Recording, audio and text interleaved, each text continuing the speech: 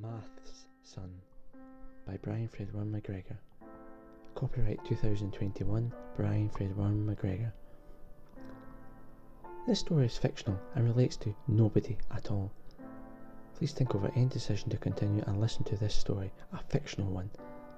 No parts, whole or otherwise, including art, are to be copied, duplicated, reproduced and or transmitted in any form, way, manner or fashion without prior written approval from the author, namely myself, Brian Fredworm McGregor.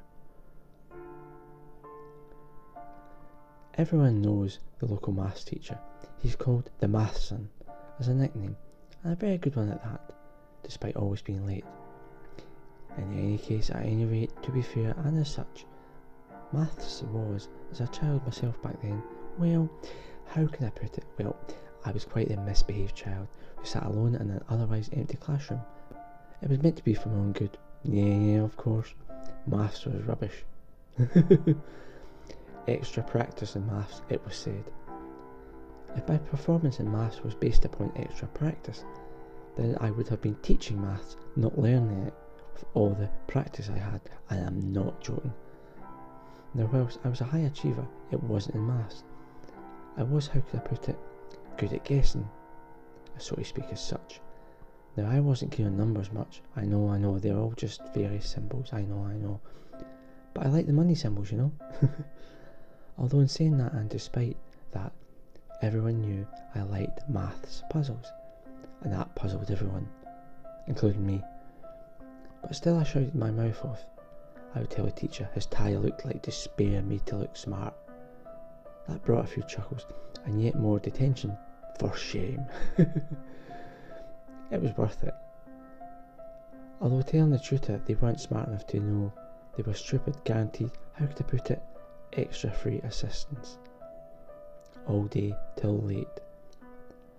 I took my time and played silly beggars the full time.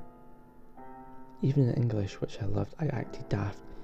Then was put back in maths for more assisted learning. I could have laughed, but I didn't. The rest of the class did that for me. They were all calling me stupid. I enjoy working, sweeping the roads, which I found pretty bad, as that must be a very emotionally rewarding job. Strangely enough now, these days, they all, well, near enough do the same work. Either scrubbing floors, cleaning toilets, and dusting. Whilst I'm in a top job, and they said I would be doing those jobs that they are now doing themselves.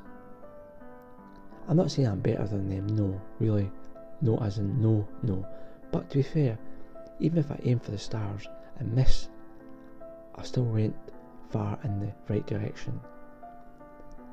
There's not many people who aim from birth to scrub the toilets or dust tables, you know, come on, you know. It's not so funny now. Earlier, when I said it was worth it, I meant it too. It really was. In actual fact, I knew the answers in maths just by looking, not even by calculating as such. It's funny. Big thanks and shout out to the tutor's patience and extra tuition. Practice makes perfect. And whilst I'm not that shy off the mark as, so to speak, after all said and done, I deliberately misbehaved. I sought to get put in a room by myself and get that extra tuition away from the less capable, as I put it. I'm not as daft as I might make out, you know. I guess, despite always being late, you know, I'm still a good maths teacher. And on the plus side, I'm looking for the exact same student as myself. Just like I was. Maybe they will fool me too, like I fooled them back then. One student once asked me, "Did you really do all those things, Master?" Yes, and oh, by the way, try Master Matheson. I hope this story was enjoyed. Thank you.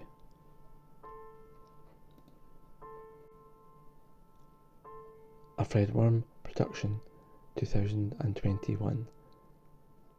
www.fredwormquotesofficial.co.uk